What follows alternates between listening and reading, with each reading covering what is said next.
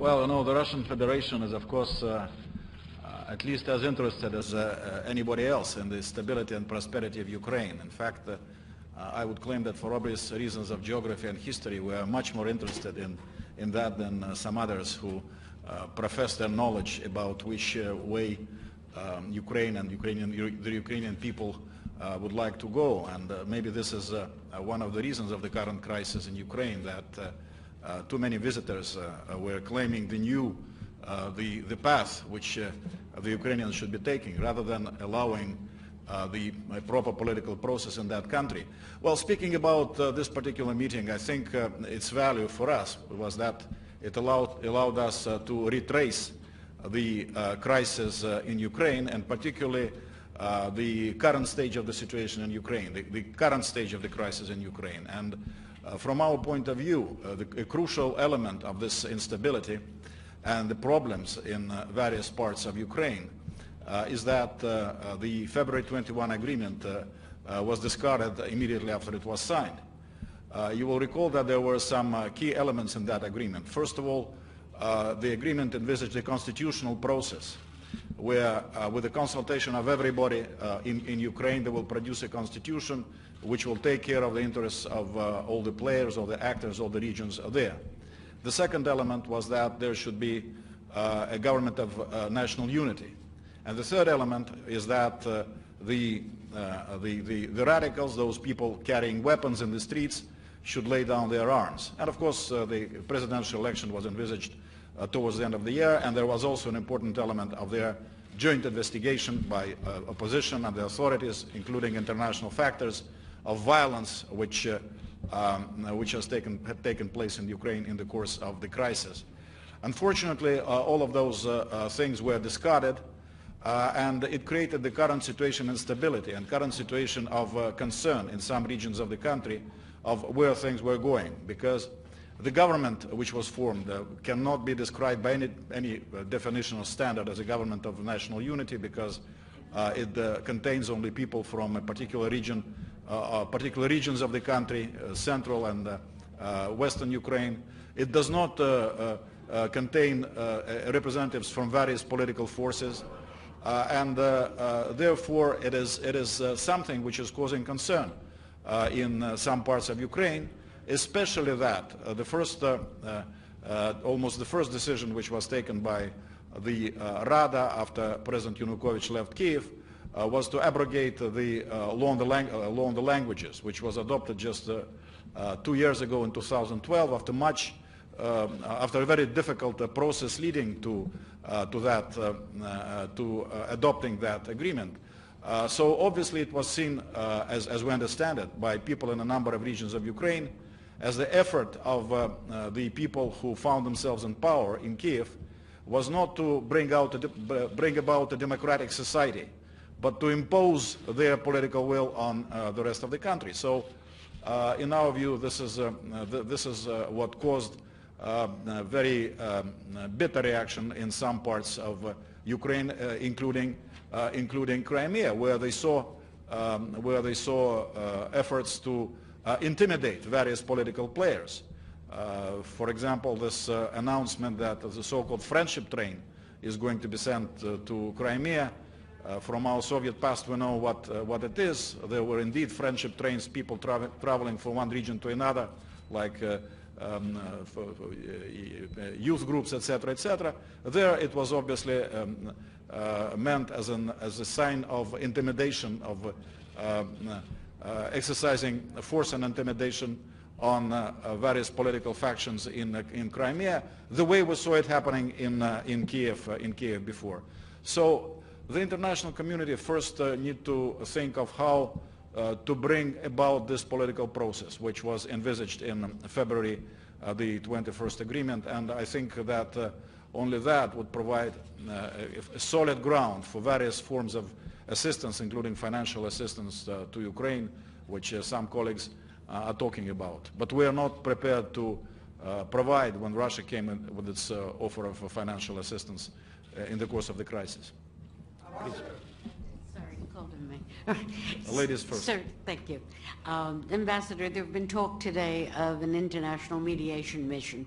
Is that something you would approve of, join, or just ignore? Well, it's something which needs to be discussed and analyzed. If this idea of sending Mr. Seri to the Crimea, the point I made in consultation is that we need to ask the authorities in the Crimea what they feel about this kind of a mission. As a matter of principle, we are engaged we are against sort of imposed mediation. If they are comfortable with that, of course, we would have nothing against it.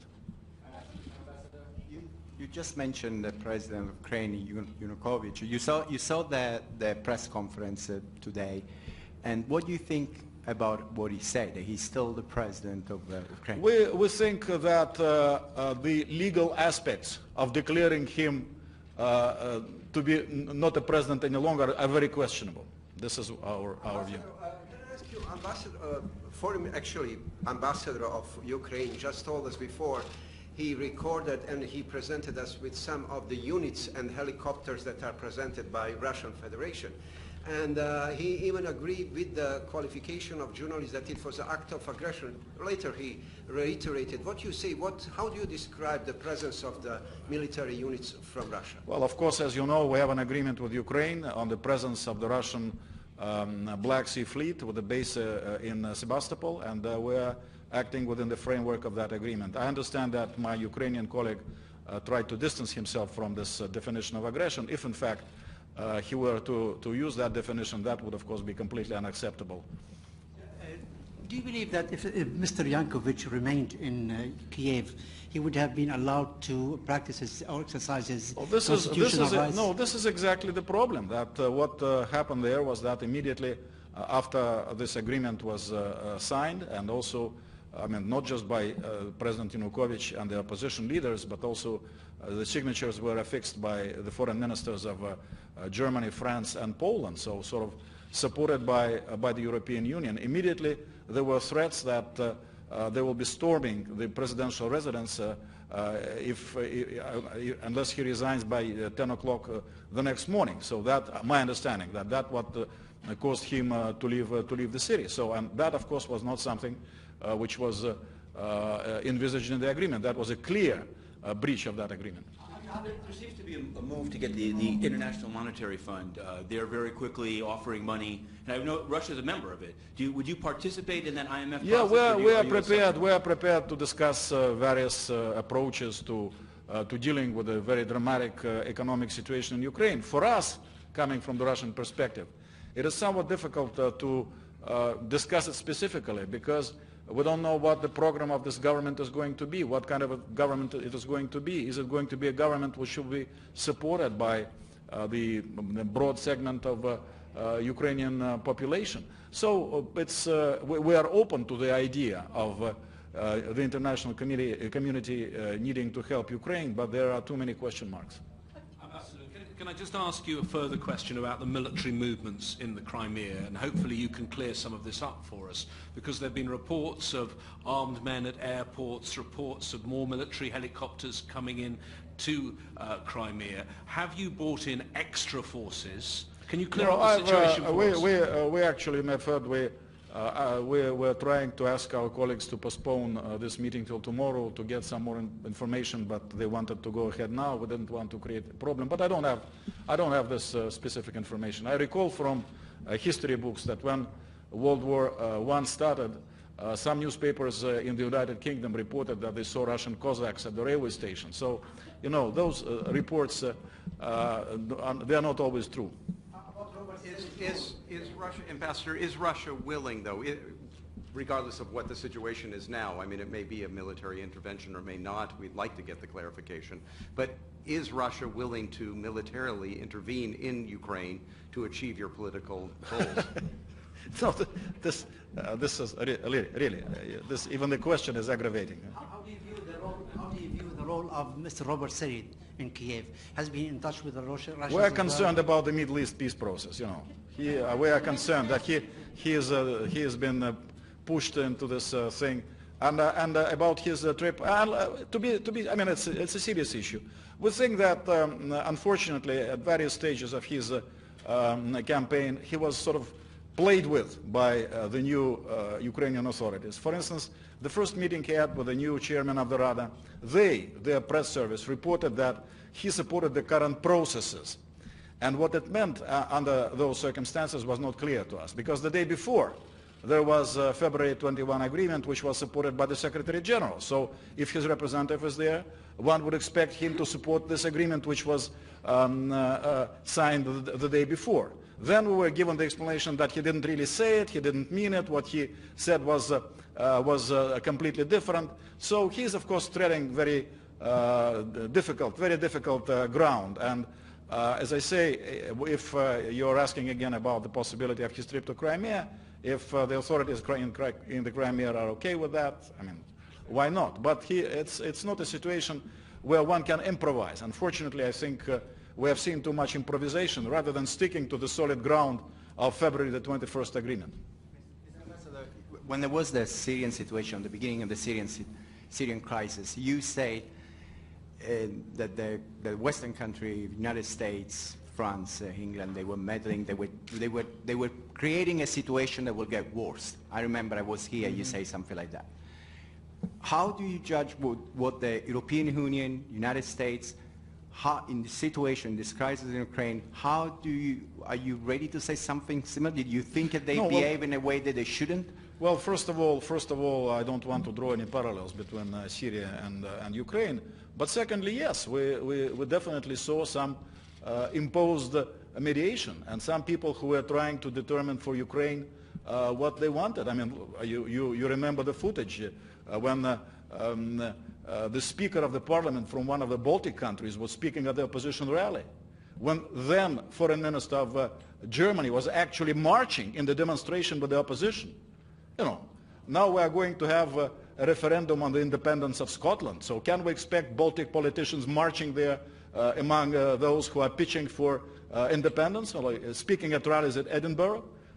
Let's see if this is going to happen. So some of those things were quite graphic, and of course, in our view, completely had nothing to do completely with the idea of non-interference in the internal affairs of sovereign countries. I mean, they emphasize sovereignty, but they behave as if Ukraine was a province of the European Union, not even a country, but a province of the European Union. And that, of course, is, I think, at least impolite towards our Ukrainian friends. But then, maybe more importantly, there was an effort to determine for Ukraine what they need to do. You alluded to President Yanukovych. I think he mentioned it briefly in today's press statement. They did realize, the Ukrainian authorities at that time, that the signing of that association agreement would entail very grave economic consequences for them, and they tried to buy some time, and having a deal with Russia, etc., take some time to think about it. And you see what happened. They were crowded in telling that they were doing the wrong thing, and this whole trouble started. It should have started at all. I mean, they had a democratically elected president who had majority in a democratically elected parliament, and his election was coming up a year from now.